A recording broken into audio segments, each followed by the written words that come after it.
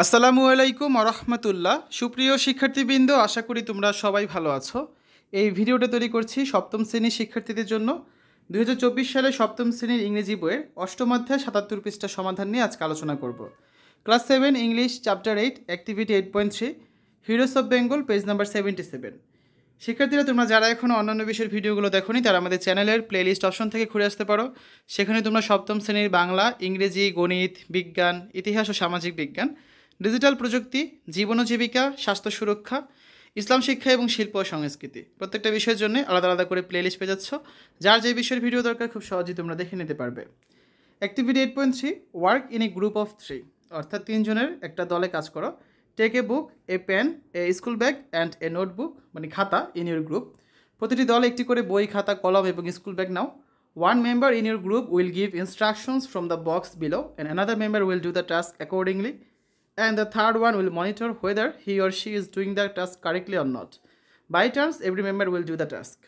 একজন সদস্য দলের নিচের বক্স দেখে নির্দেশনা দেবে, অন্য একজন সেই মতো কাজ করবে এবং তৃতীয়জন তার কাজ সঠিক হচ্ছে কিনা সেটা পর্যবেক্ষণ করবে। পর্যায়ক্রমে সবাই এতে অংশগ্রহণ করবে। ঠিক আছে, তো এখানে কিছু ইনস্ট্রাকশন দেওয়া আছে, সেই মোতাবেক হচ্ছে কিন্তু তোমাদের কাজগুলো করতে হবে। 10টি ইনস্ট্রাকশন দেওয়া আছে। তো আসলে আমরা দেখি কীভাবে কাজটা করা যেতে পারে। Student 1, close your eyes for 5 seconds, 5 সেকেন্ডের জন্য তোমার চোখ বন্ধ করো। Student 2, yes I have done it, হ্যাঁ আমি এটা করেছি। আর স্টুডেন্ট 3 যে সে হচ্ছে মনিটরিং করছে।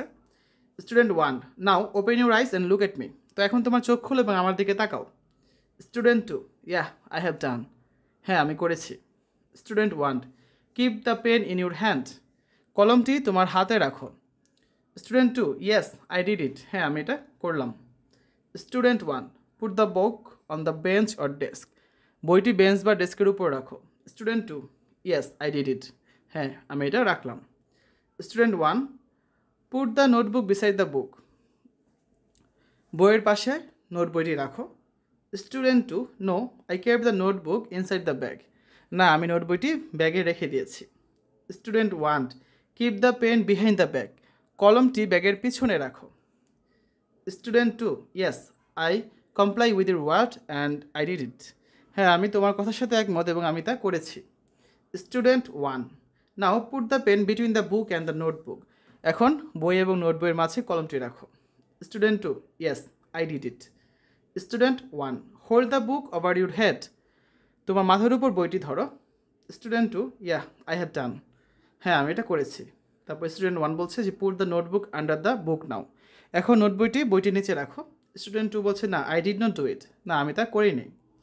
স্টুডেন্ট 1 বলছে keep the pen in front of the notebook, নোটবইয়ের সামনে কলমটি রাখো।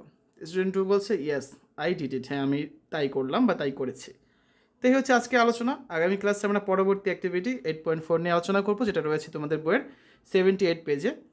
শিক্ষার্থীরা, এতক্ষণ তোমরা দেখলে class 7 English chapter 8 heroes of Bengal activity 8.3 page number 77।